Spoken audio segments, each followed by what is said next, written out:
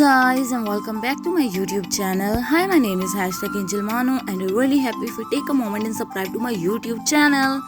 So guys, आज का मेरा व्लॉग बहुत स्पेशल है बिकॉज आज मैं जा रही हूँ रंजीत सिंह की समाधि पर। तो आज मैंने आपको विजिट करवाना है लाहौर में रंजीत सिंह की समाधि। सो लेट्स गो। जैसे कि मेरे लाहौर व्लॉग्स की सीरीज़ चल रही थी तो मैंने कहा ये मेरी लास्ट सीरीज़ का लास्ट पार्ट है, तो क्यों ना रंजीत सिंह पे लास्ट किया जाए। तो finally guys we are here in gurdwara. तो अभी आप देख रहे हैं तो ये फ्रंट साइड है गाइज, ये बाहर की साइड से है। अभी हम इसके अंदर जाएंगे और अंदर जाके आपको सारा विजिट करवाएंगे। सो लेट्स गो।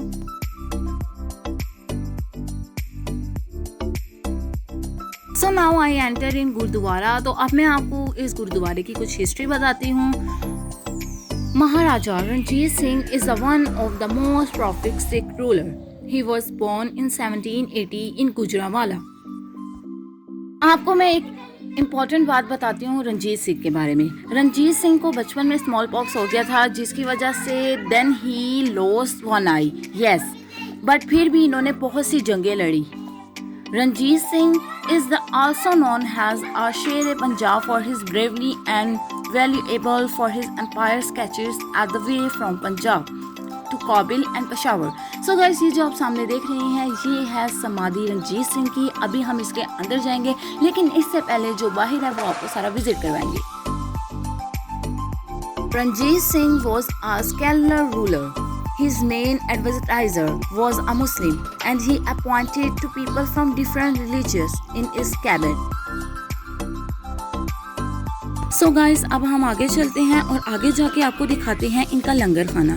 जी हाँ, इसके गाइस राइट साइड पर है लंगर खाना। यहाँ पर लंगर तैयार होता है, लंगर में फूड। यस, और जो लोग यहाँ पर अपनी इबादत के लिए आते हैं वो यहाँ पर आकर खाना वगैरह भी खाते हैं। जी हाँ, तो अब हम चलते हैं ऊपर और ऊपर से आपको सारी समाधि विजिट करवाते हैं।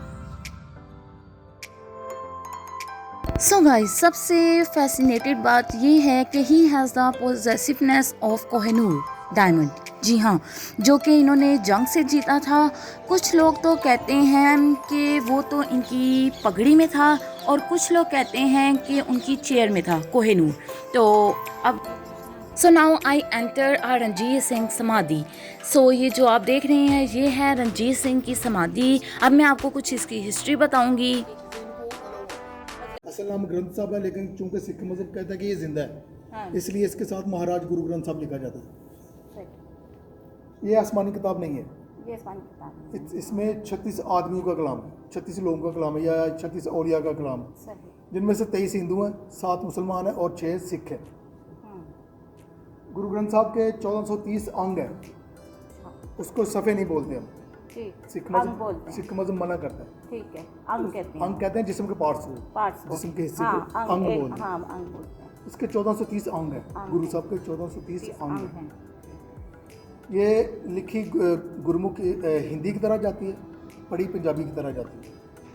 वो देखिए, वो लिखा हुआ है, लेकिन ये अलग ज़बान है। इसको गुरमुखी बोलते हैं। गुरुमुखी लिखी हिंदी की तरह जाती है, पढ़ी पंजाबी की तरह जाती है, लेकिन एक अलग ज़बान है गुरमुखी। हमारे मज़हब में है कि हम एक साइड से कुरान पाक शुरू करते हैं, एंड तक पढ़ते हैं। बिल्कुल। सिख मज़हब में कि जहाँ से गुरु ग्रंथ साहब को रखते हैं, जहाँ से ओपन हो जाए वहाँ से पढ़ना शुरू कर देते हैं। और जो ऊपर की 2 लाइनें होती हैं, पहली 2 लाइनें वो उतार के नकल करके वहाँ पे ब्लैक बोर्ड पे लिख देते हैं, या ये LED लगी है इस पे आ जाती है। सिख मज़हब कहता है कि आप आज आपने इसके मुताबिक ज़िंदगी बसर करनी है। ये सिखों का मजहबी निशान है।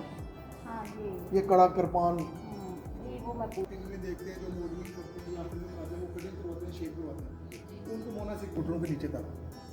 ये 5 चीज़ें इनके 10वें गुरु ने इनको ऑर्डर लगाया कि ये आपने 5 चीज़ें अपनी जिस्म के साथ हर टाइम में मौजूद रखनी। एक कड़ा होता है, कृपान होती है, केस बाल होते हैं, एक कंगा होता है और एक लकड़ी का कंगा, लकड़ी का, और एक कच्छा होता है। अच्छा, ये घुटनों के नीचे तक। ठीक। ये 5 चीज़ें हर सिख के जिस्म के साथ मौजूद होती हैं हर टाइम। जो पूरा सिख होता है, मोनी सिख के पास नहीं होता। लेकिन मैंने जिनको देखा है मोने सिख को आप कह रहे हैं, उनके हाथों में कड़ा तो मैंने देखा है। कड़ा होता है, पांचों चीज़ें पूरी नहीं होंगी। पूरी नहीं होंगी। अच्छा, बट वो ये होती है, उन्होंने कटिंग भी करवाई हाँ होती है। करवाई होती है। सिख मज़हब में ये मना है। सिख अच्छा, मज़हब में मना ना, मगर वो जो वो जो मोना कह रहे हैं ना, मोना सिख, उनकी ना उन्होंने कटिंग भी करवाई थी। किसी ने दाढ़ी रखी होती, किसी ने नहीं रखी होती, कुछ ने बालों की भी बाल कटिंग कटवाते हैं, करवाई सिख मज़हब में ये मना है। अच्छा अच्छा, और ये उन्होंने कुछ लोगों ने बालों की भी कटिंग करवाई होती है। सही। ये साथ में ये मड़ी है महाराजा रणजीत सिंह की। ये हाँ, इसको समाधि भी बोलते हैं, मड़ी भी बोलते हैं। महाराजा रणजीत सिंह ने 18 साल की उम्र में लाहौर को फतह किया। 22 साल इसने पूरे पंजाब में हुकूमत की है, चाहे वो फिल वक्त इंडिया के पास है चाहे पाकिस्तान के पास। 42 साल इसने उस पर हुकूमत की। महाराजा रणजीत सिंह के 4 बेटे, शेर सिंह, खड़क सिंह, दलीप सिंह, लोनाल सिंह। 3 की समाधि पाकिस्तान में है, 1 की बरतानिया में। और जो इधर जो बेटियाँ खड़क सिंह रणजीत सिंह की 11 वाइफ थी। 11 वाइफ। अच्छा, हिंदू मज़हब में सती करना कि जिसका खामद फौत हो जाता है उसकी वाइफ को उसके साथ जिंदा जला देना। हाँ जी, ये तो हमने भी सुना है। जब महाराजा रणजीत सिंह की डेथ हुई इसी जगह पर, तो उनकी वाइफ को भी? तो उनकी 4 वाइफ को उसके साथ जिंदा यहाँ पर जला दिया। ओहो, इसी जगह उनकी हड्डियाँ अस्थियाँ जिसको बोला जाता है वो भी यहीं पे दफन थी।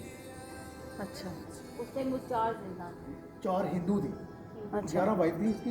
उसमें कुछ क्रिश्चियन थी, कुछ सिख थी, जो हिंदू थी उनको साथ जो हिंदू थी। गाइस काफ़ी आपको हिस्ट्री पता चली होगी रणजीत सिंह के बारे में। तो अब इस इंटीरियर का मैं आपको बताती हूँ। The interior of mirror work on the ceiling inspired by the Sheesh Mahal gold water has also been used to decorate the ceiling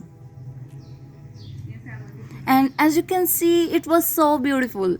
guys uncle ये बता रहे थे कि अंदर एक बेड लगा हुआ है कि इबादत करने के बाद इनका कहना है कि रणजीत सिंह यहाँ पर आकर आराम फरमाते हैं, मीन्स के इनके गुरु वगैरह।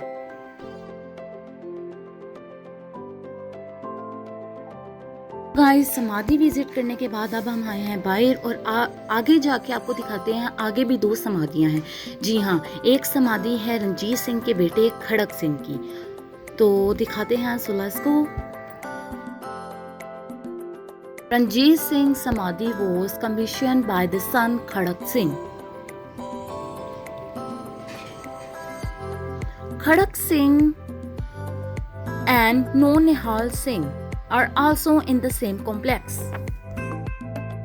Building interior has been made with chuna limb plaster which has polished till the stone and look like marble.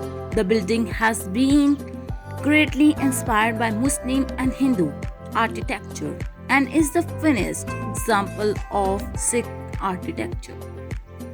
So अब हम चलते हैं आगे और आगे जाके आपको दिखाते हैं।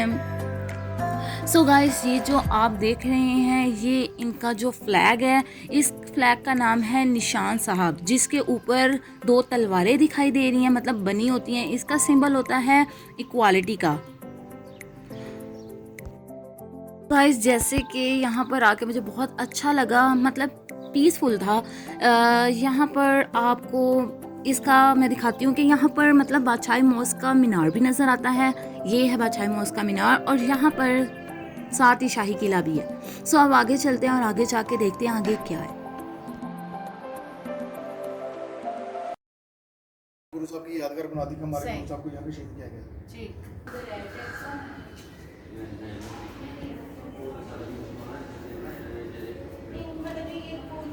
गुरु नानक पैदा हुआ था ननकाना साहब में। डेथ हुई थी करतार का, कोई गुरु नहीं वो है। नहीं, उन्होंने वो पत्थर रोका था ना, बताया था वो उस time। लेके जी वो ऊपर से- नहीं वली नहीं चंदारी हसन अब्दाल वो तदी इस्लाम कहते हैं कि बाबे गुरु मानने में नहीं आती, वो एक वली अल्लाह सैयद बादशाह तो वो पाने हैं। और वो जो एक So guys, that was it for this video. I hope you can enjoy my video. So do like, share, comments and subscribe to my YouTube channel and press the notification bell. Comment down which is your favorite part. Allah Hafiz. Bye. Enjoy my vlog.